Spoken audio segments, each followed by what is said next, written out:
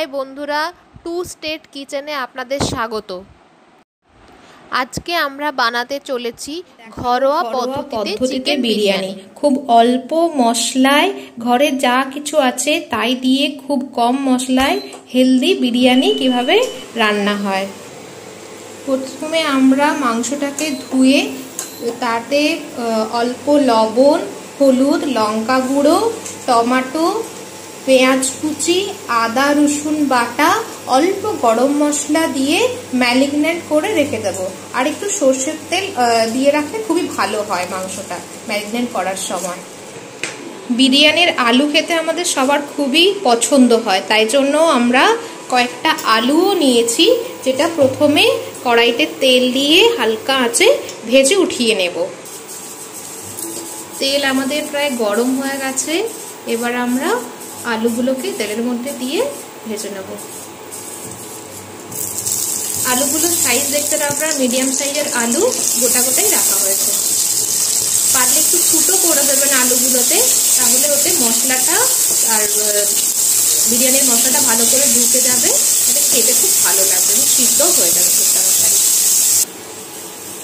আলু আমাদের প্রায় ভাজা হয়ে গেছে, দেখতেই পাচ্ছেন একটু লাল করে আলুটা ভেজে নিতে হবে। তারপরে আমরা এবার আলুটাকে উঠিয়ে নেব।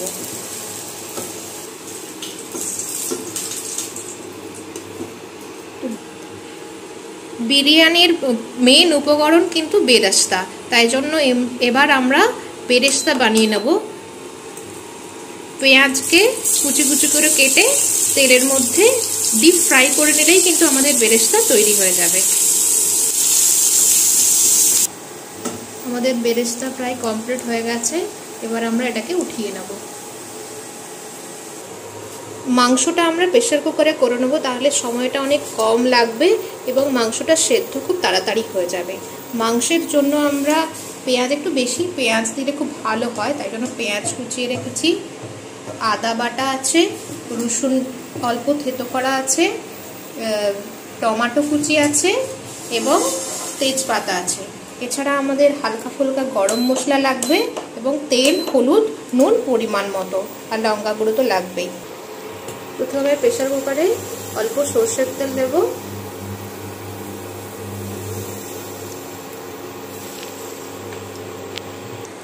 তেল গরম হয়ে গেছে, এতে হালকা ফ্লেভারের জন্য তেজপাতা দেওয়া হবে। এরপরে রসুন, ছোটো করে রাখা ছিল রসুনটা, তোমরা পারলে একটা পেস্টও করে নিতে পারো।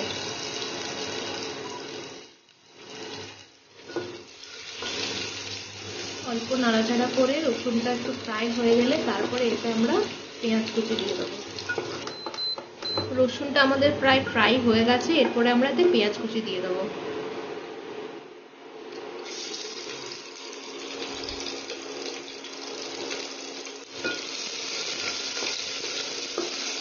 অল্প নাড়াচাড়া করে পেঁয়াজটা ফ্রাই হয়ে গেলে তারপরে এতে আদা কুচি দেওয়া হবে। পেঁয়াজ দেওয়ার পর আপনারা হালকা একদম অল্প পরিমাণে লবণ দিতে পারেন, যাতে করে পেঁয়াজটা খুব তাড়াতাড়ি গলে যাবে। পেঁয়াজ প্রায় ভাজা হয়ে গেছে, এরপরে আমরা আদা বাটা দিয়ে দেবো এর মধ্যে।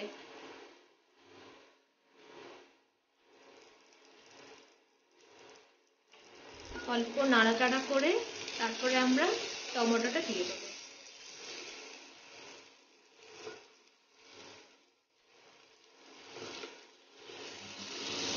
এবার ভালো করে এটাকে একটু কষিয়ে নেব, যাতে করে টমেটো এবং আদাটা ভালো করে মিক্সড হয়েছে এবং টমেটোটা গলে যায়। এরপরে আমরা এতে বিভিন্ন ধরনের মশলা দেব। প্রথমে হলুদ গুঁড়ো,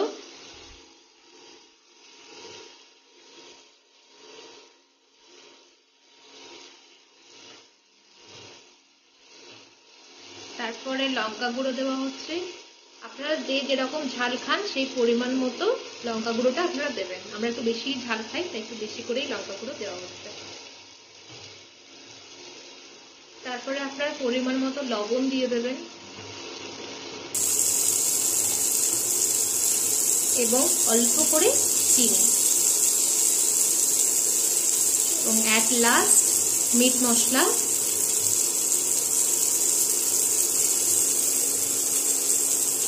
এবার ভালো করে আমরা মশলাটাকে কষিয়ে নেব যতক্ষণ না তেলটা ছেড়ে যায় এবং টমেটোগুলো গলে যায়।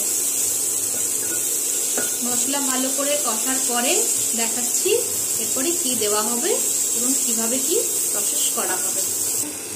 আমাদের মশলা প্রায় রেডি হয়ে গেছে, এরপরে আমরা মাংসটা দিয়ে দেবো।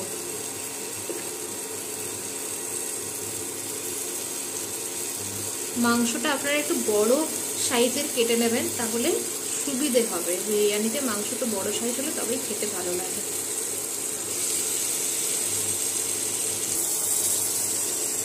মাংসটা অল্পক্ষণ নেড়ে তারপরে ভেজে রাখা আলুগুলো আমরা দিয়ে দেব।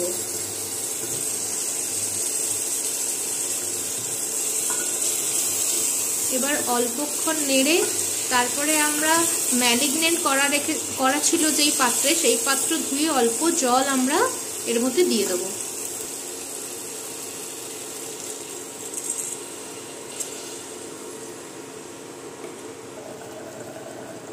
এবার আমরা প্রেসার কুকারের ঢাকনাটা লাগিয়ে কিছুক্ষণ হতে দেব। মিনিমাম 3টে সিটি দিলে আশা করি হয়ে যাবে। অনেকে আতরের খেতে পছন্দ করেন না, তাই আমরা ঘরোয়া পদ্ধতিতে একটা কালার করার অল্প হলুদ এবং 1 চিমটে লবণ দিয়ে তার মধ্যে যদি অল্প জল দিয়ে আমরা রাখি তাহলে কিন্তু যে কালারটা হবে সেটা বিরিয়ানির কালার চলে আসবে একদম। আর এতে যদি আপনারা 1-2 ফোঁটা লেবুর রস দিতে পারেন তাহলে কিন্তু ফ্লেভারটাও অনেক সুন্দর আসবে।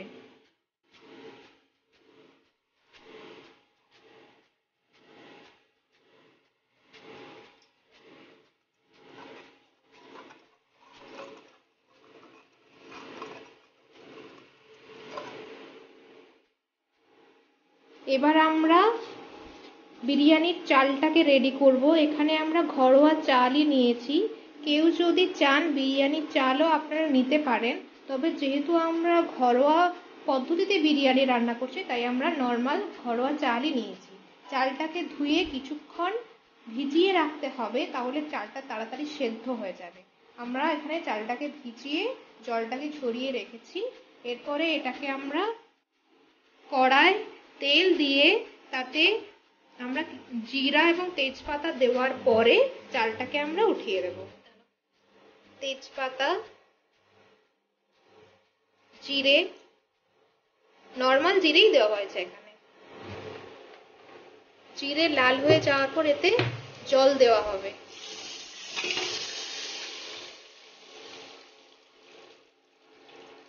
চাল অনুযায়ী আপনারা পরিমাণ মতো জলটা দেবেন।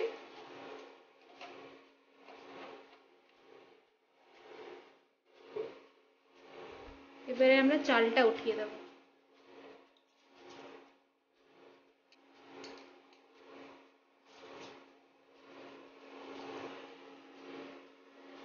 চাল দেওয়া হয়ে গেছে, জলটা প্রায় ফুটে এসেছে।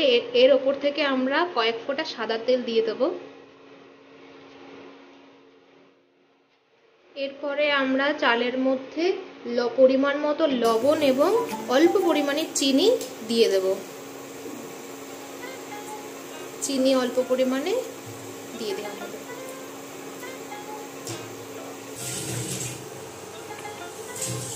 আমাদের বিরিয়ানির চালটা প্রায় রেডি হয়ে গেছে। দেখতেই পাচ্ছেন চালগুলো যেমন না একদম লেগে যায় এবং একদম শক্ত হয়ে থাকে। এবার আমরা দেখতেই পাচ্ছেন চালটা কেমন ভাবে হবে। এবার আমরা চালের জলটা ঝরিয়ে নেব। একটা পরিষ্কার শুকনো সুতির কাপড়ে করে ভাতটাকে আমরা ঢেলে হালকা হাওয়াতে শুকনো করে নেব, যাতে করে চালগুলো বা ভাতগুলো একে অপরের সঙ্গে জড়িয়ে। আমরা এখানে বিরিয়ানি মশলার পরিবর্তে অন্য একটা মশলা ঘরোয়া পদ্ধতিতে বানিয়ে নিয়েছি। অল্প পরিমাণে মিট মশলা, লবণ, চিনি আর হলুদ দিয়ে এবং জল দিয়ে সেটাকে আমরা পেস্ট মতো বানিয়ে রেখেছি, যেটাকে আমরা বিরিয়ানি মশলার পরিবর্তে ইউজ করব। এবার আমরা লেয়ারটা বানানোর জন্য কড়াইটা গরম হলে ওতে অল্প পরিমাণে বাটার লাগিয়ে নেব। আমরা বাটারটাকে কড়াইতে ভালো করে মাখিয়ে নেব যাতে চালটা নিচে না লেগে যায়। পুরো কড়াইটাতে সাইডে ভালো করে বাটারটা মাখিয়ে নিতে হবে যাতে চালগুলো কড়াইতে না চিপকে যায়। লেয়ারের জন্য প্রথমে আমরা বানিয়ে রাখা ভাতটা দিয়ে দেবো।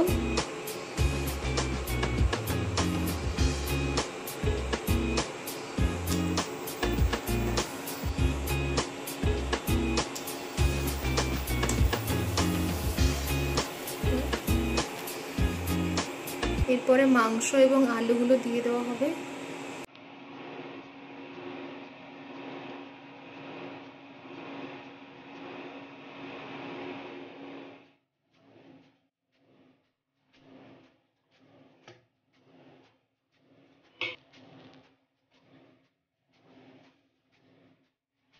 এবার কালারের জন্য মিঠা আতরের পরিবর্তে আমরা যে ঘরোয়া পদ্ধতিতে হলুদ গুঁড়ো এবং চিনি আর লবণ দিয়ে যে পেস্টটা বানিয়ে রেখেছিলাম সেটা দিয়ে দিলাম।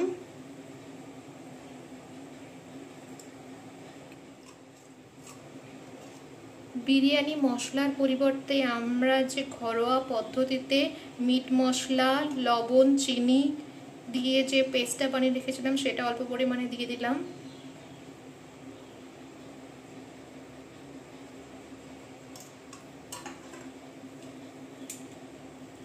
এরপরে বানিয়ে রাখা বেরেস্তাটা অল্প পরিমাণে দিয়ে দিতে হবে।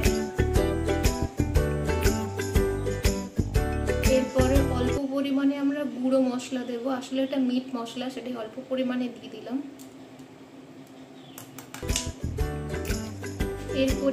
এরপর অল্প পরিমাণে আমরা গোলাপ জল দিয়ে দেব, গন্ধটা একটু ভালো আসে।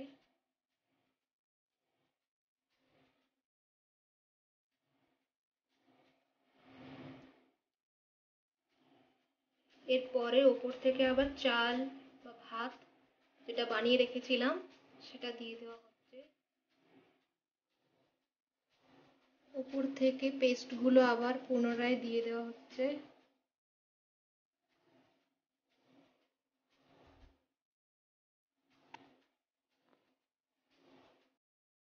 বেরেস্তা,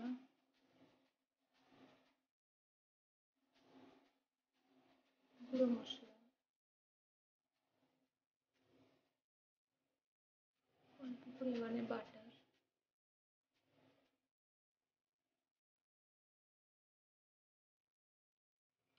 মাংসের যে ঝোলটা বানিয়ে রাখা হয়েছিল সেটা অল্প পরিমাণে আমরা উপর থেকে দিয়ে দেবো।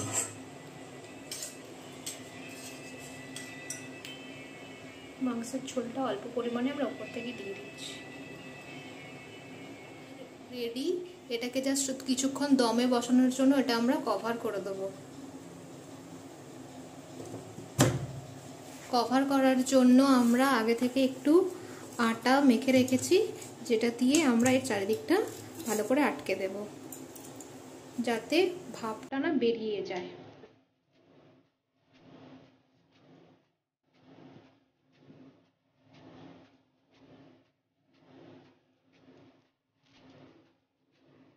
সুন্দর করে এভাবে চারিদিকটা কভার করে দেওয়া হয়েছে। এবার 5 মিনিট মতো আমরা দমে বসাবো।